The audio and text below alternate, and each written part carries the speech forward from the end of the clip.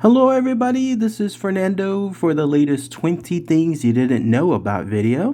I thought I would do a special edition one here for all you longtime fans of my channel. This is definitely a topic that's been asked for so long, so many years as well. Definitely popular within my aliens and UFO side, and I thought because Christmas is just coming around the corner, why not give it as a nice Christmas treat for all you fans out there too. But definitely a all-star topic that I normally wouldn't discuss, but with this new playlist, what an amazing way to feature it here, talk about it directly, but also showcase some of the interesting stuff, the interesting trivias and facts that I could find, and to give my own thoughts and opinion on it too. In fact, you're looking at a representation of it here. You'll immediately recognize it. Those of you again in the world of aliens, UFOs. So without further ado, I'm going to go ahead and start this here. It's 20 things you didn't know about the Betty and Barney Hill alien abduction case. Obviously, this is something that is so popular in the world of aliens, UFOs. I love finding all this information, and in no particular order, I'm going to talk about 20 interesting facts and trivias, give my own thoughts again, and then I'd love to hear what your own comments are as well. So without further ado, let's start with number one. Number one has to do with the success of this case. If you looked at it today, and even going back, probably when it first started as well, it became the first ever widely publicized alien abduction case. I mean, before this, there were other cases as well, but this was a time when they were shunned or basically avoided. People didn't want to talk about them. They didn't want to be scrutinized. They didn't want to be embarrassed or humiliated. And what started, though, with this is the Hills also wanted to avoid talking about this encounter. In fact, they withheld a lot of info and a lot of details from both those around them and then also with government personnel, because they in turn didn't want to be considered as eccentric. But once this case was eventually publicized, it basically opened up the Pandora's box of alien abductions. It suddenly became the hallmark of it. In fact, so many other cases afterward can be attributed to this. Like, in other words, people coming forward and talking about their encounters. And because of the fact that Betty and Barney Hill were at that time an interracial couple, which during their time period was also seen as something that wasn't as common, this in turn may have played a part as well into people discovering this case. So whether they wanted to or not, more on that later on too, they in turn caused the notion of alien abductions to now be considered a serious matter. And then that's where so many other cases and publicity come from it afterward. Number two is this, their social status. So the reason why I mentioned that they wanted to avoid publicity and they wanted to essentially not talk about it is because for all intents and purposes, Betty and Barney Hill were just an ordinary middle-class couple that were living in Portsmouth there at the time of the incident. In fact, they had ordinary middle-class jobs. Betty was a social worker. Barney was someone that worked nights over there at the U.S. Postal Service. They even attended church on a regular basis. They were part of their local chapter of the NAACP. In fact, it was interesting to find out they actually didn't even believe in aliens or UFOs before this encounter. Again, this all leads to the credence to them not seeking any publicity with this event. So like it just happened to happen to them at the wrong place at the wrong time. And then afterward, this publicity that came from it, again, they never sought for it afterwards. Number three is this, the event's timeline and location. So it occurred on the night of September 19th, going into the early morning of September 20th in 1961. That was the exact time. The location happened to be there on a U.S. Route 3, there in a rural part of New Hampshire. And the time period started at around 10:30 p.m. or so, and then it extended again into the next morning. What's interesting, though, is that all of this situation, this infamous encounter and everything that happened afterward with this publicity, it actually could have all been avoided. This is because both Betty and Barney Hill were on a 3-day vacation going to Niagara Falls and then Montreal, but they were going to stay overnight in their area and then come by in the morning, but they had to leave earlier. This was because there was an approaching hurricane that was coming by, and when it was going to hit at a certain time, then that would have meant their trip would have been altered. So in order for them to beat that bad weather ahead of time, they ended up leaving earlier than anticipated. Remember, they were originally going to leave the morning of, but instead they left the night of, like the previous night of. If they hadn't had done this, ironically, this whole incident could have never happened to them. They could have just been on their merry way, going through the morning as is, and no change in history would have ever occurred to them, if but for the fact involving that bad weather coming from the hurricane. Number 4 is this, the UFO light. Let's talk about that here. This was the light that they saw that basically started everything that fateful night. It was described as a strange light in the sky. What they first saw looked to them like a falling star, but it started to grow larger and then brighter. And then, of course, things went into a whole different area when it started to follow them. This UFO light actually purposely moved with their car throughout the U.S. Route 3. It was a road that was actually considered very curvy, so it was definitely ill-intentioned. In fact, it was to the point that it was zigzagging and then disappearing behind the mountain ridges of that route, almost as if it was a game of cat and mouse. The whole point, in other words, is this was not by accident. This UFO light absolutely found them. It started following them, and it did so for quite some time through a route that it was purposefully going after. So in other words, it didn't get lost and then basically, happened to come across them. It seemed to find them and then continued to follow them afterward. Number 5 is this. Let's talk about Barney Hill himself and his character. Barney Hill was a World War II vet, and he was an avid plane watcher.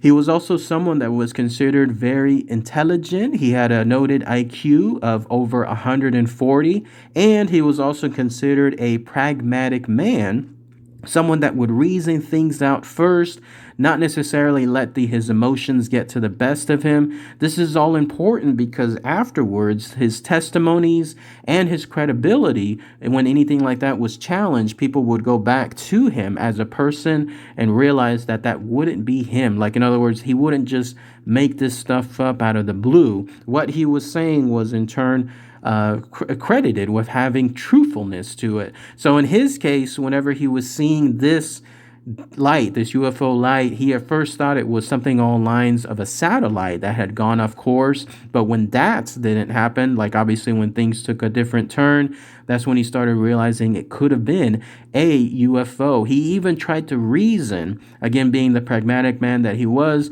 that it could have been a helicopter, maybe even a plane, maybe even a jet as well. But all of those were quickly ruled out because of the nature of the light and because of the lack of noise that it had too. But again, his character came into play because throughout most of this encounter, he continued to remain calm as to make sure that he wasn't alarming Betty as to what was occurring. But eventually, things just took over whenever the actual abduction occurred, and later on we'll describe some of his character then and some of the emotion that he gave at that point. Number 6 is we'll talk about Betty. Betty's more of a reactionary person. In fact, she was the first one to actually see the craft between the two of them. So in other words, she saw that UFO light first, and then that's when she started to point it out to him. In fact, at one point, she in turn either directed or he in turn directed that they pulled over to a road stop / picnic area. And she was also one of the first to witness it up close through the binoculars. And that's when she saw that this was a white light that was more along the lines of a spinning object. Her reaction at first too was this. She said, "Barney, If you think that's a satellite or a star, you're being completely ridiculous. Number 7 is this, the actual UFO craft and the beings. So going through again various stops and chases and observations with this UFO craft, eventually Betty and Barney Hill saw it, and this is what they described. They saw it both again with the binoculars and then later on up close and personal. They stated at one point when it was especially 100 feet above them that it was as big as a jet, it was round, and this craft was very flat. It was almost flat like a pancake, and there was these rows of windows on it, and this rows tended to outline the sides. They were large enough, in other words, to also see inside as well, and that's when they saw what they described as gray uniformed beings that were in turn looking right at them. So how creepy is that? You're looking through the window of a UFO and then they're looking back right at you. They counted at least 10 of those beings there, and they could make out enough details to see that they had these huge eyes, they had this grayish skin, and at least from far away it looked like they had either some kind of shiny black or dark blue like uniforms and matching caps as well. Even though they looked like they were humans, they still were described as being somehow not human, and that's essentially what they saw, at least from an observation of 100 feet above. Number 8 is this, the actual blackout event. So here's what happened with that. At a certain time, after all that chasing and observation, that's when Barney Hill began to realize and come to the conclusion that something bad was going to happen. Apparently, also, he was receiving telepathic communications with whoever those beings were on the alien craft, and they were indicating to him of what was going to happen too. So having some kind of fear at that point, in fact, they even told him not to put down his binoculars. He instead, and to stay, he decided to run. So at this point, he was right outside his car. He had his gun in his hand. He was looking through the binoculars. When he realized that they were going to be captured, that's when he yelled back to Betty to go back into the car. They both got in and they sped away. They tried to move as quickly as possible with the car going at a high velocity, but at a certain point, that's when they started to hear what was called either some kind of beeping, a rhythmic beeping, or some kind of buzzing sounds. And interestingly enough, they actually came from the trunk of their car. So it started from the car, from the trunk, and then it started bouncing off of it. This in turn almost moved to their location, and it started to cause them a tingling sensation.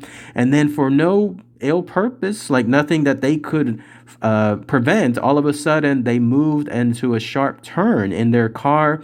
And then just as they were about to hit a roadblock, they described seeing what was called a fiery orb come upon them. And then that was it, total darkness. That's when they were essentially blacked out into some kind of unconscious mode, and then that's when the rest of the situation happened. Number 9 is this, the timeline of the disappearance and the location. Now, there is still to this day no exact time in terms of the blackout. There's only a guesstimation at best, and that's usually at around 2 hours.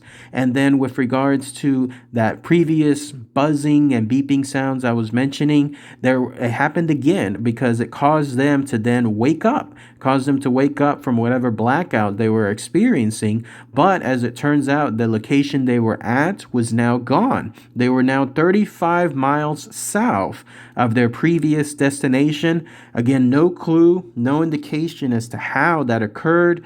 But now they were away at another area, and it was only until later on that they realized how much time, quote unquote, missing time was now gone from their experience.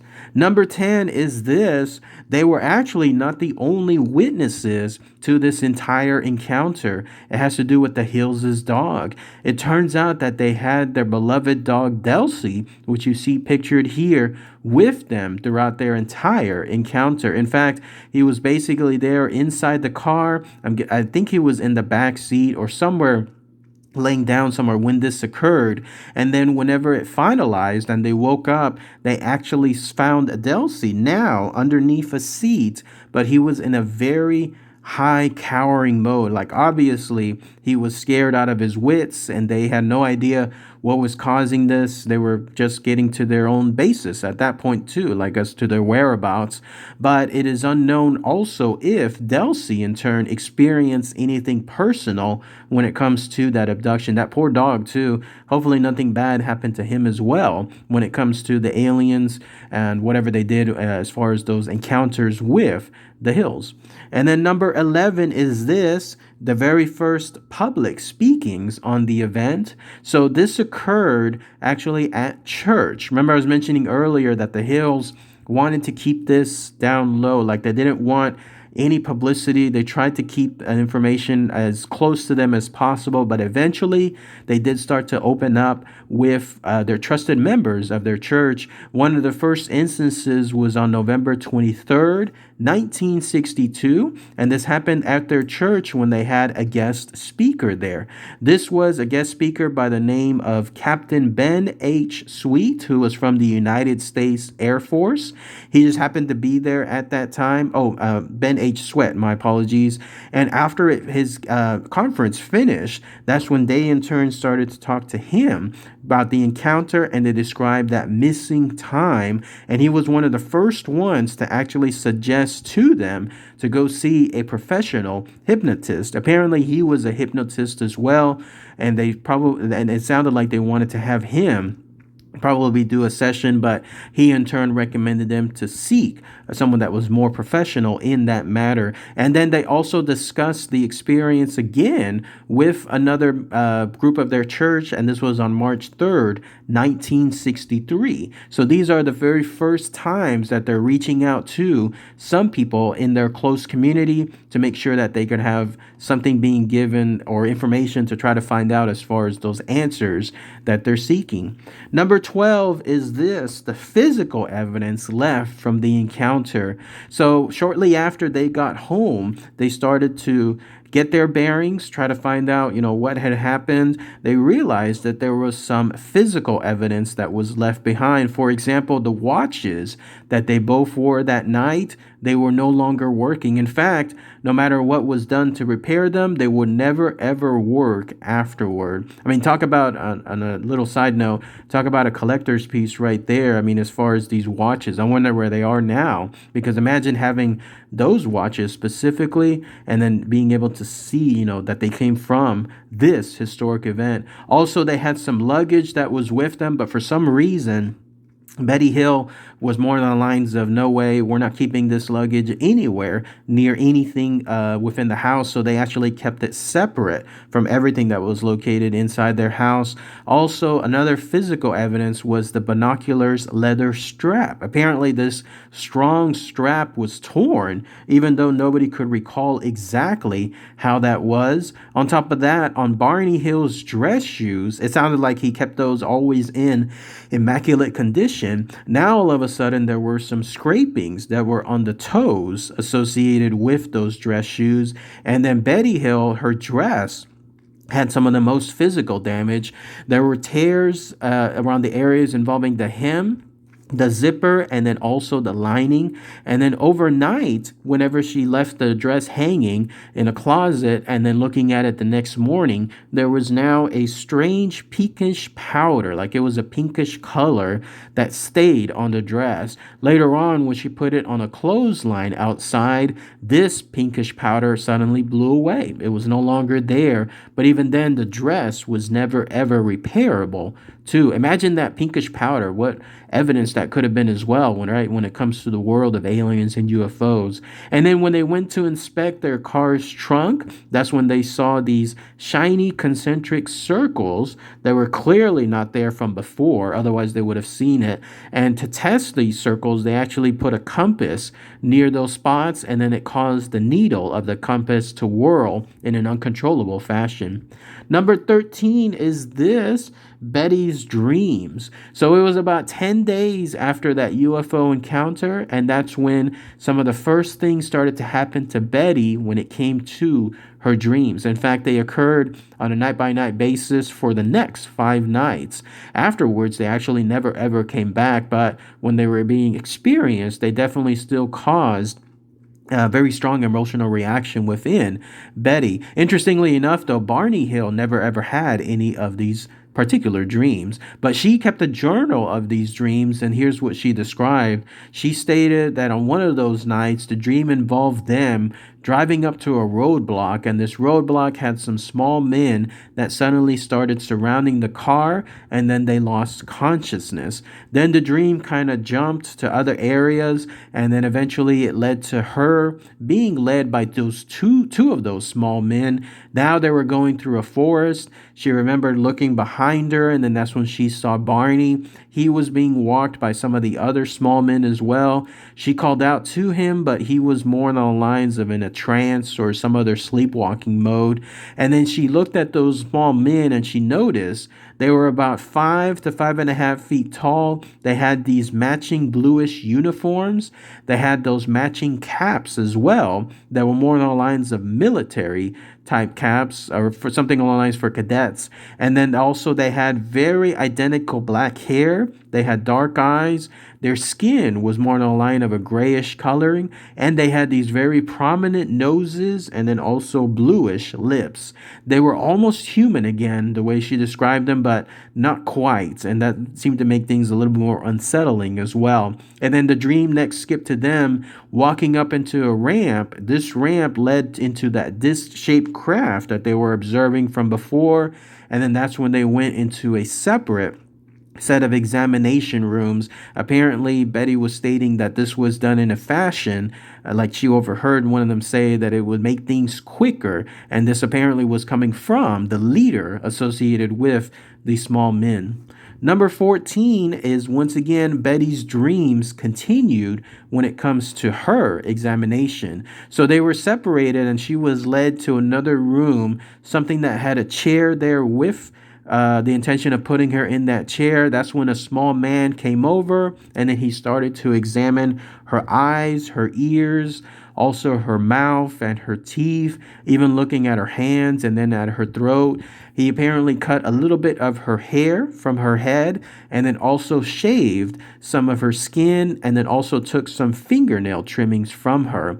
At one point, there was a needle.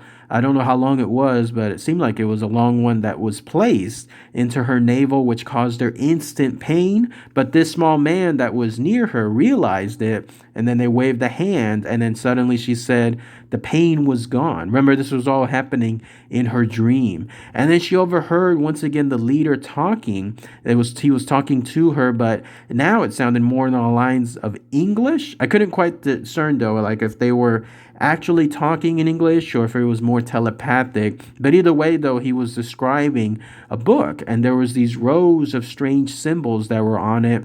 And he was almost giving her this book as if she could take it home. But that was short-lived because shortly before the actual trip was finished, that's when the book was taken away from her. Apparently, she described some heated arguments between some of the other members of the group and this leader about the book itself. And then that's when he stated something on lines that, sorry, you cannot have it anymore. But he did show her a map. And this was a map that was placed with a bunch of stars, and she asked where they came from, and he pointed to somewhere on that map.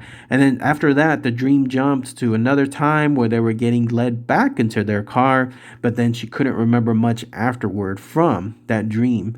Number 15 is this, Betty, the detective. So shortly after the encounter, obviously trying to find some answers, Betty Hill went out to the library, the local library, and then started to check out some books on the topics of the UFOs. That's where she discovered NICAP, which is the National Investigations Committee on Aerial Phenomenon. She found out who the author was. It was a guy by the name of Major Donald E. Kehoe from the Marine Corps. She wrote a letter to him about their encounter.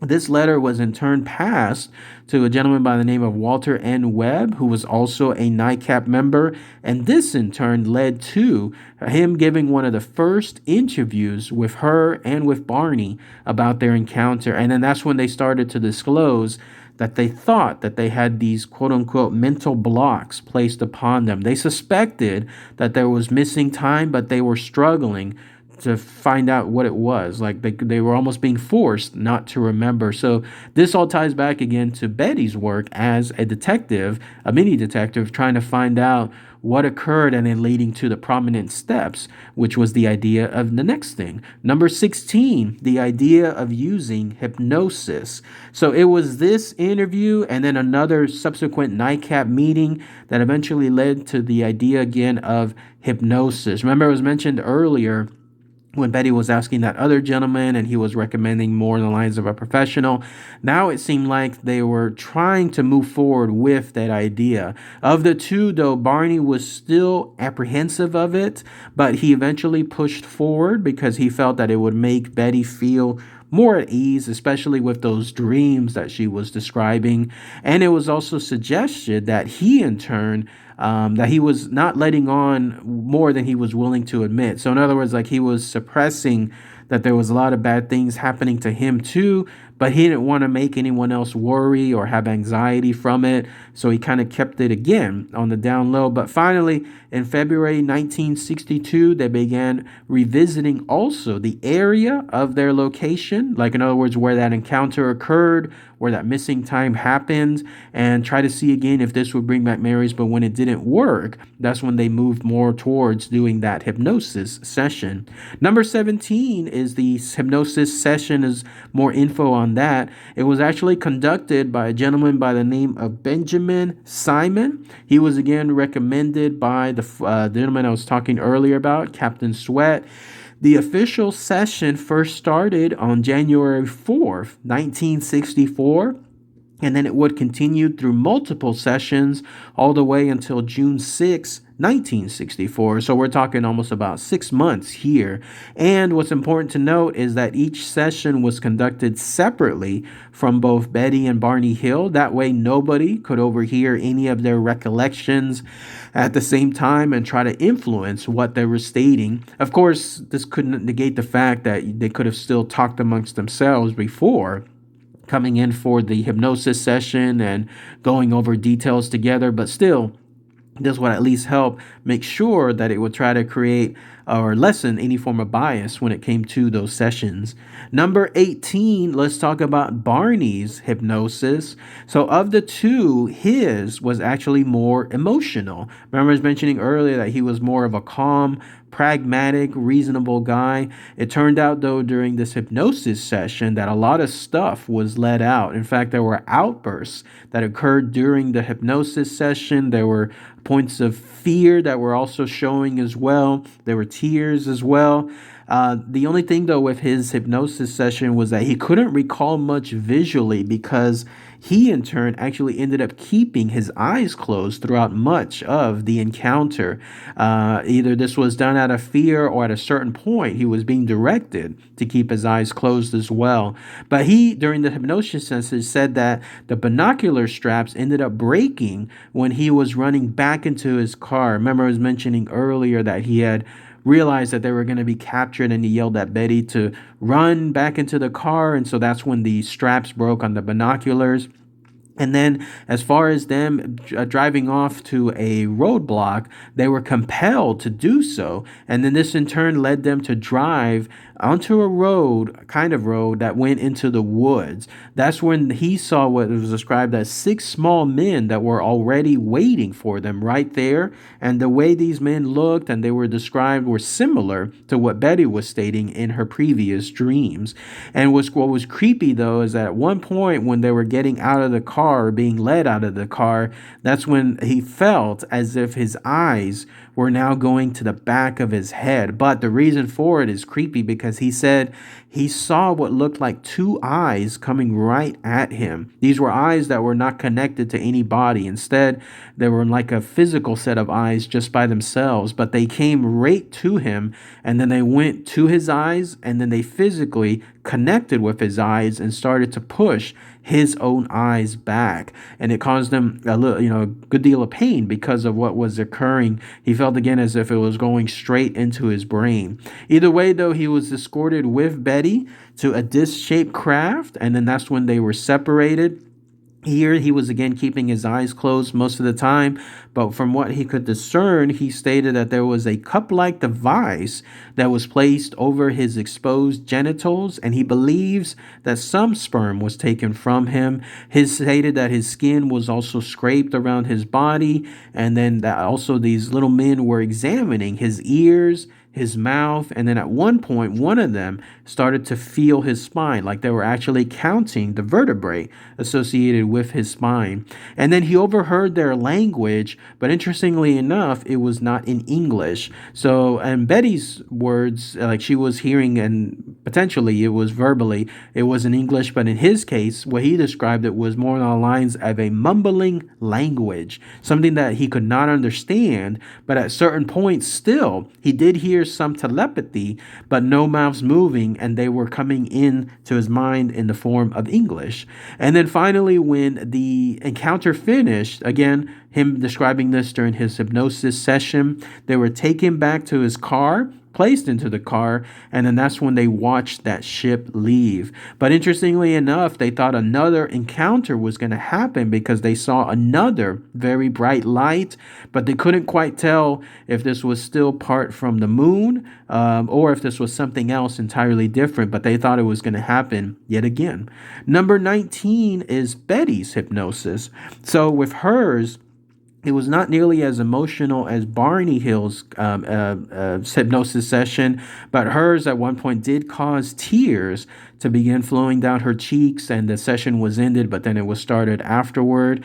Hers ended up being very similar to those dreams that I was mentioning earlier. There was some slight changes, though, like the way the men looked from her dreams as compared to the hypnosis session was different. Like they were similar but different at the same time. Same thing involving the sequence of abduction and then also the when they were led to the craft. So they didn't quite match 100%, but they were still close enough to be able to be similar. One thing that did stand out though in her hypnosis session was she could recall that star map even more so, and that's where she drew it from what she could from her memory. She said it consisted of 12 prominent stars. They were connected by major lines, like boldish type lines, and then 3 lesser lines. And those 3 lesser lines ended up forming a triangle. And the way she was told, it was because the major lines were trade routes that were being used by those aliens, I guess, or who knows who else were using them. And then the lesser ones are the ones that are less traveled. So that pretty much summed up her hypnosis sessions. Number 20 is the publicity. So all along I've been mentioning that the Hills did this with no effort to seek publicity. In fact, again, they were trying to shun it. They didn't want to be seen as eccentric, as outcasts. They seemed like more they were just trying to find answers more than anything. But unfortunately for them, publicity did end up finding them. It turns out in 1965, there was an audio copy of their lecture whenever they were talking about their encounter. Somebody had recorded it. It was given to a reporter. He in turn did a little bit more digging, and that's when he found out about their hypnosis sessions that they did separately. Somehow he was able to gather notes from those sessions and from other confidential interviews that they did with other UFO investigators. And so piecemealing that information along with a report that came out from the United Press International, and there was yet another report that was happening in the Boston Traveler, a front page story no less. Once all of those happened, it almost gave them instant international attention. So all of a sudden the publicity they weren't seeking was there. It just happened to them as is, and they had no choice about it. Eventually though, in 1966, they decided to write a book about their encounter that they called The Interrupted Journey. And the way it read, it sounded like it was more along the way for them to tell their turn of things, like how things happened and what the encounter was about and so on. So maybe that was a way for them to capture some of that publicity in the sense that they wanted to give the right story, like what happened to them straight from their mouths. And then number 21, I know it's not only 20 things, but I wanted to give a bonus one. And it had to do with what happened to Betty and Barney Hill afterward. Barney Hill unfortunately died shortly afterwards in 1969. He ended up dying at the youngish age of 46 years old, and he ended up dying from cerebral hemorrhage. So poor guy. Looks like with the incident happening in 1961, and then of course everything coming out in 1965 as far as that publicity that they were not seeking, and then finally the book coming out in 1966. It was only 3 years later that he ended up passing away. Betty Hill, though, actually ended up not, I guess, well, more on the lines of not embracing it, but becoming a UFO community celebrity. It seemed like she warmed up more to the idea of talking about what happened with her and Barney Hill, and then being able to, I guess, give her story for then on out for a good number of years. In fact, she eventually ended up dying of cancer in 2004 at the age of 85, but that's essentially what happened to them afterward. But that's pretty much it. That's everything associated with 20 things you didn't know about the Betty and Barney Hill alien abduction case. If I missed anything there, please post those comments below. Something else that you think might be interesting or something else you wanted to comment on. I'd love to hear what those thoughts are too. All right, everybody. Thanks again as always. Take care. Bye.